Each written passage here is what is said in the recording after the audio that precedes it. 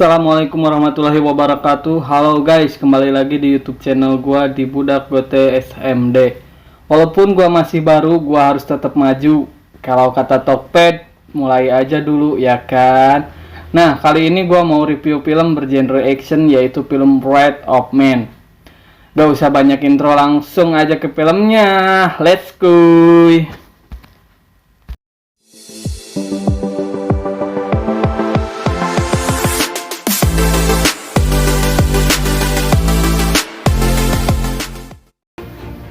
Film diawali dengan mobil lapis baja dengan dua orang petugas yang sedang ngobrol di mobil untuk mengantarkan uang.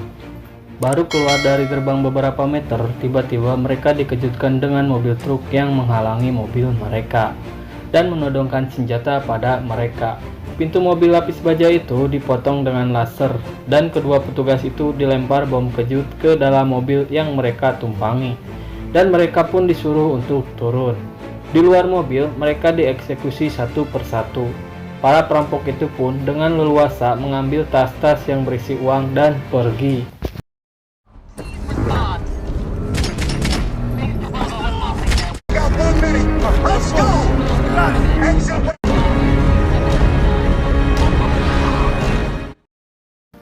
Beralih ke scene di mana diperlihatkan dengan seorang pria yang masuk ke gedung Portico, yang alasan dia masuk ialah untuk melamar menjadi penjaga pengantar uang di perusahaan itu. Pria itu bernama Patrick Hill. Hill di sini bertemu dengan Terry, yang mana Terry menjabat sebagai manajer di perusahaan itu. Dan Terry memberitahu kalau dia sudah kehilangan dua petugasnya pada saat perampokan itu terjadi. Di sini Hill bertemu dengan seniornya yang bernama Bullet. Bullet memberitahu bahwa Hill harus melakukan beberapa tes untuk syarat dia bekerja, seperti tes kebugaran, tes menembak, dan tes mengemudi, dan dia harus mendapatkan nilai 70% bila ingin lulus. Should we get started? What have you said, Bullet?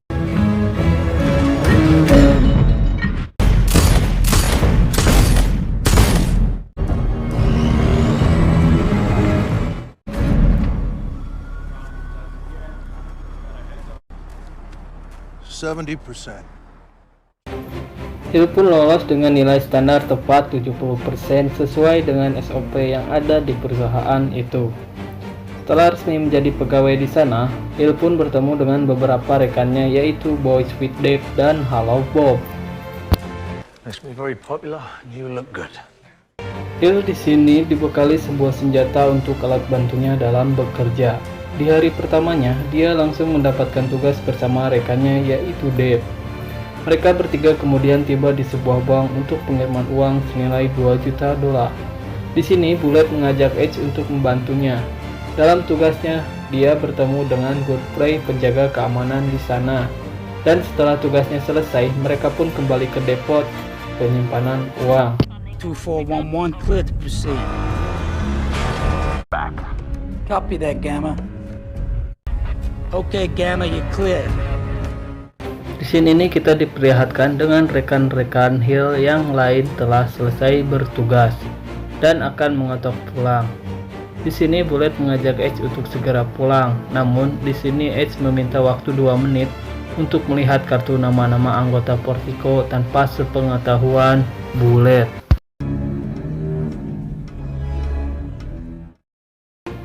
Scene berpindah di mana mereka bertiga kembali bertugas untuk pengantaran uang ke daerah dekat dermaga.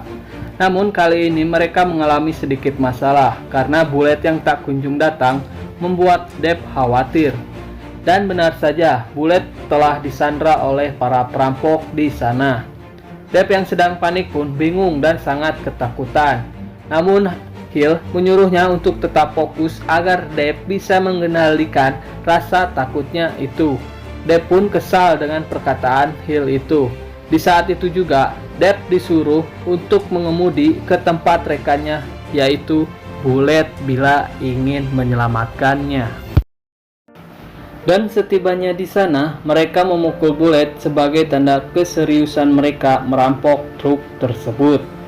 Di sini, para perampok menyuruh Hill untuk melemparkan tas-tas yang berisi uang ke truk yang berada tepat di belakang truk mereka. Di sini Hill meminta Deb agar tetap tenang. Hill lah yang melemparkan tas-tas yang berisi uang tersebut. Namun Hill melemparkan tas-tas yang berisi uang ke sisi mobil yang membuat para perampok itu sangat marah. Tiba-tiba Sorry, pal.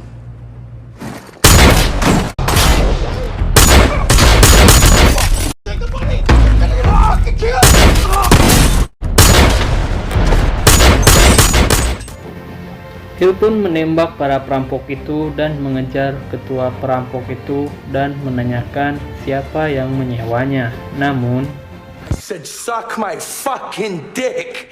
Suck your own dick. di sini Bullet dan Deb nampak merasa tidak percaya dan merasa terheran-heran bagaimana bisa Hill membantai para perampok itu sendirian. Beralih ke scene, akibat insiden kejadian itu, para petugas yang terlibat dengan kejadian itu pun diinterogasi oleh agen CIA yang bernama Joshua Wong dan Howard. Di sana, Hill diminta untuk melihat kejadian perampokan yang telah menewaskan dua petugas perusahaannya atas keterkaitan dengan kasusnya saat ini. Setelah interogasi selesai, Hill pun dipanggil oleh Terry, yang mana Terry menyuruh Hill untuk cuti selama beberapa bulan, karena petugas yang mengalami insiden harus beristirahat demi menjaga mentalnya.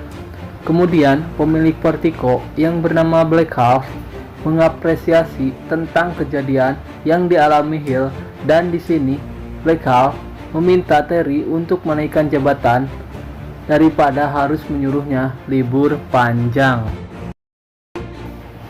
Di sisi lain, Joshua dan Howard sedang menelepon atasannya yang bernama The King. Mereka mengatakan bahwa Hill lah yang selama ini mereka cari. Namun, King menyuruh mereka berdua untuk membiarkan Hill bekerja seperti biasa dan pura-pura tidak tahu apa-apa tentang sosok Hill. Di rumahnya, Hill kedatangan tamu yang bernama Christy. Hill mendapatkan tumpukan beberapa dokumen penting para petugas Vertigo. Kemudian, dia melihat berkas-berkas itu dan mulai memeriksanya. 3 bulan kemudian, dia pun kembali bertugas seperti biasanya dengan Bullet.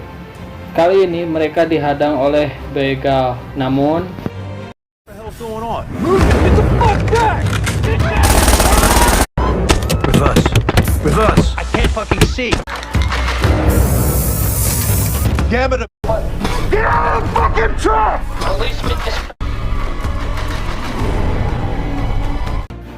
Namun yang aneh, saat melihat wajah Hill saja, mereka sudah lari ketakutan.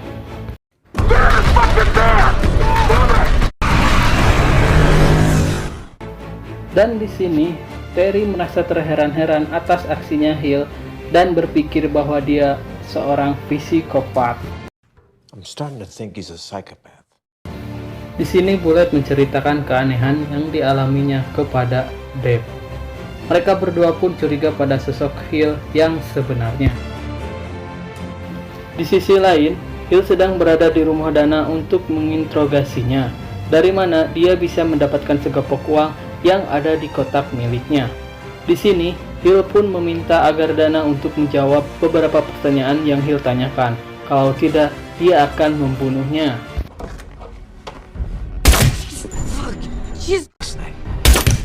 She's alright. Please stop. Di sini Dana menjawab kalau uang itu ialah uang pensiunnya. It's 125,000. It's Retirement fund is yours. Telling me something that I need to know. And I do bear a grudge. Flashback ke 5 bulan sebelumnya. Di sini kita diperlihatkan Hill sedang mengobrol dengan anaknya yang bernama Dougie, yang mana mereka berencana akan menonton sebuah pertandingan untuk menghabiskan waktu bersama. Namun Hill mendapatkan sebuah telepon dari Mike yang memintanya untuk mengawasi truk. Yang mana dari awal Hill tidak bisa karena akan menonton sebuah pertandingan. Hill pun akhirnya pergi untuk mengawasi truk. Di perjalanan, Hill menawarkan sebuah burrito pada Doggy untuk bisa dijadikan alasannya. Sesampainya di sana, Hill pun melarang Doggy untuk tidak keluar selama dirinya pergi membeli burrito. Padahal alasan dia membeli burrito ialah untuk bisa mengawasi kemana arah perginya truk itu dan melaporkan ke anak buahnya yang bernama Mike. Di sini ini diperlihatkan awal mula kejadian perampokan yang ada di awal film dan terbunuhnya anak Hill. Car! Your car face down, motherfucker! Come on! Show me your There you go. We're saying you fucking left.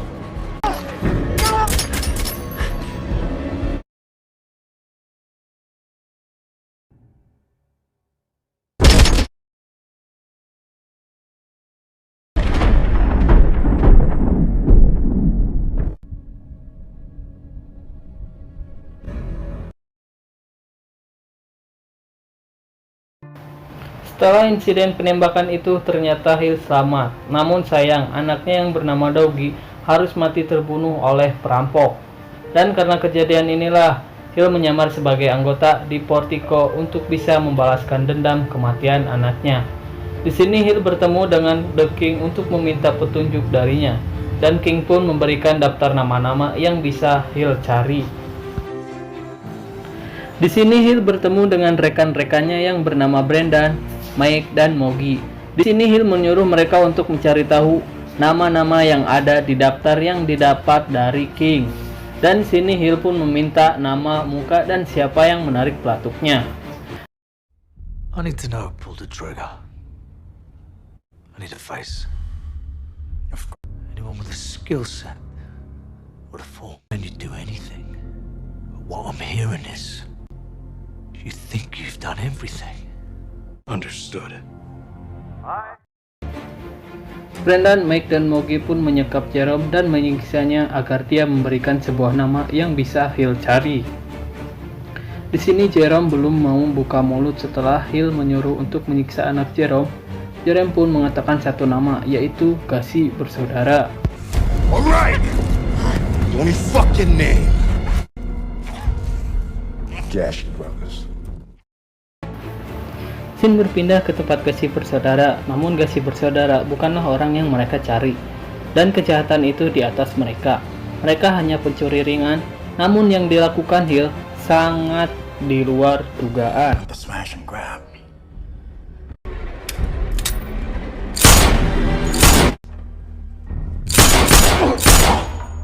Give the girls the cash. Let them go. Hill pun kembali bertemu dengan Christy untuk mengambil berkas identitasnya yang baru agar dia bisa menjadi petugas di Portico dan mencari tahu siapa yang sudah membunuh anaknya itu. It's a pleasure to meet you, Mr. Hill. Right.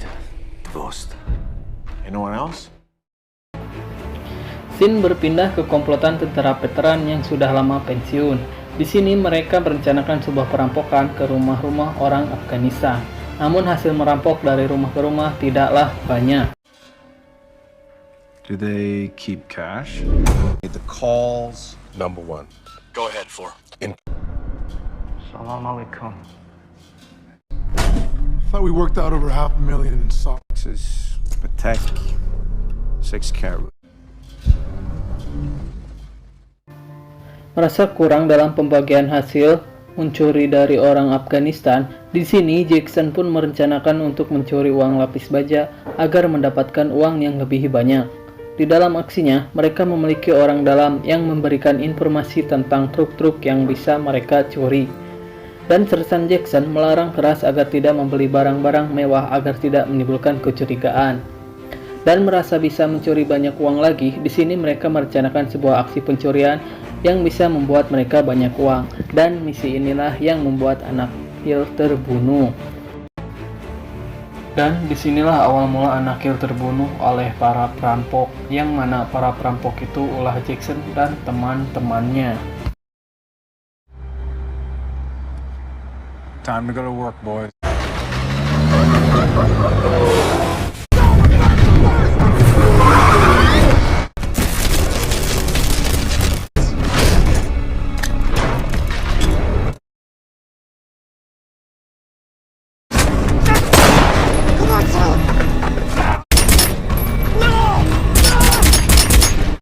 we good, number one?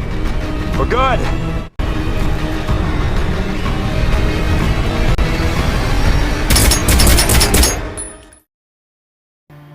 5 bulan kemudian, di sini Jack dan anak buahnya merencanakan aksi pencurian yang sangat gila, yaitu mencuri uang di depot pencurian uang di hari Black Friday. Black Friday sendiri diidentikan dengan hari di mana orang-orang Amerika mengeluarkan banyak uang pada hari itu. Diperkirakan Jackson, uang yang ada di depot pada hari itu sebesar 160 juta dolar. Scene berpindah di mana hari Black Friday itu telah tiba. Di sini Terry mengingatkan agar tetap hati-hati, selalu melapor ke pangkalan. Dia ingin semua anggotanya selamat dan lebih waspada lagi, terutama uang yang dibawanya bisa selamat sampai ke depot.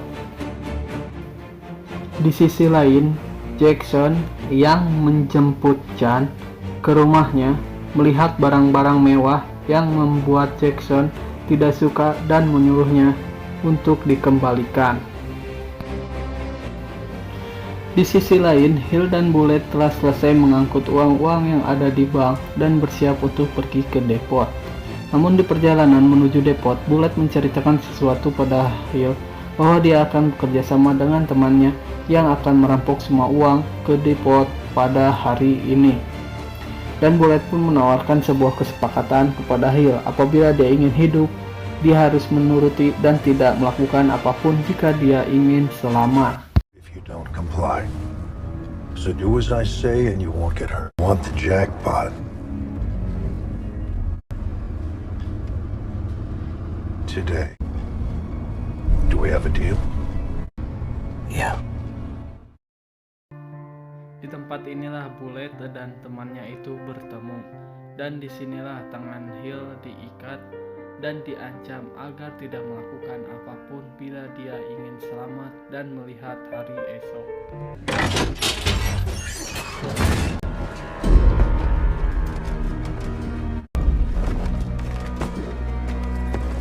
Boy, today, you'll see tomorrow. Escalate. Setibanya di depot, Chan dan yang lain mulai melancarkan aksinya dan menodongkan senjata ke semua petugas Portico yang ada di sana. Hill pun di sana dijadikan tameng untuk melancarkan aksi mereka. Terry dan Deb pun hanya bisa pasrah pada saat penyergapan itu terjadi. Toss your weapons on the ground slowly. Get over it. Get on the fucking ground. What the fuck is wrong? All the way. Put your fucking ass on the ground.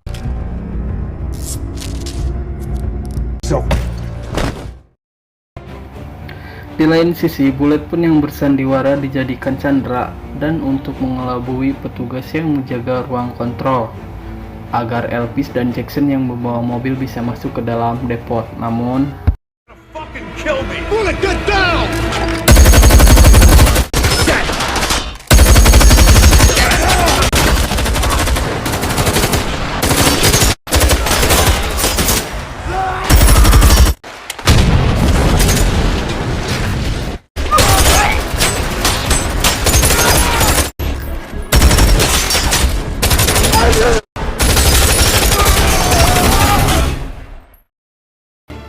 setelah baku tembak itu terjadi, Chan pun berhasil masuk ke ruang kontrol agar Elvis dan Jackson bisa masuk ke dalam depot yang berada di luar.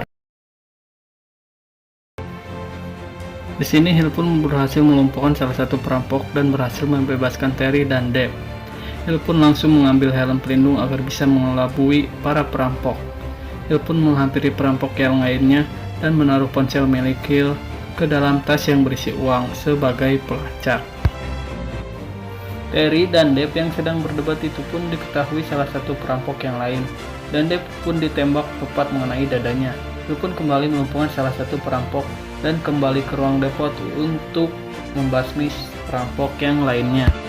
Di saat situasi aman itu pun, para perampok itu bersiap-siap untuk pergi dari depot.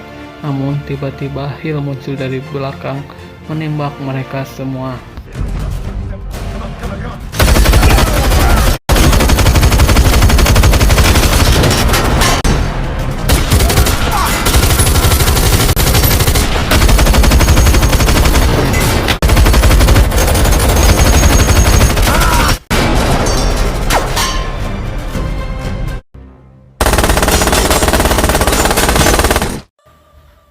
Jan, Bullet, dan Jackson pun yang sedang sekarat itu berhasil keluar dari depot untuk pergi dari kejaran polisi.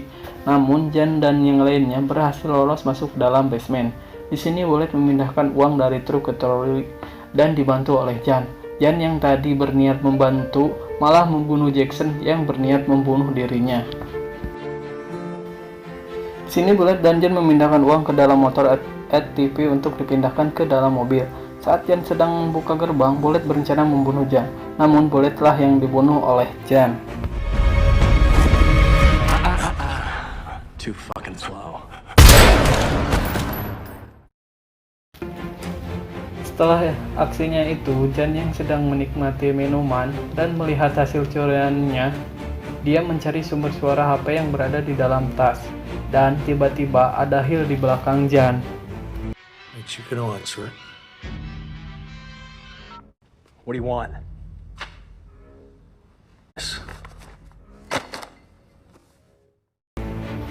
Di sini Jan diminta untuk Hill untuk membacakan sebuah laporan hasil otopsi. Dan setelah Jan membacakan hasilnya, tanpa diduga Hill pun membunuh dengan cara laporan hasil otopsi yang diberikan Hill. What do you want? I want your liver. The lungs. Split. By the way,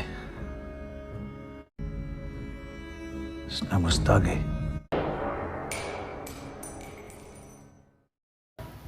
Dan film pun tamat. Nah, cukup sekian dari gue guys. Bila kalian suka, kalian bisa like, komen, dan subscribe.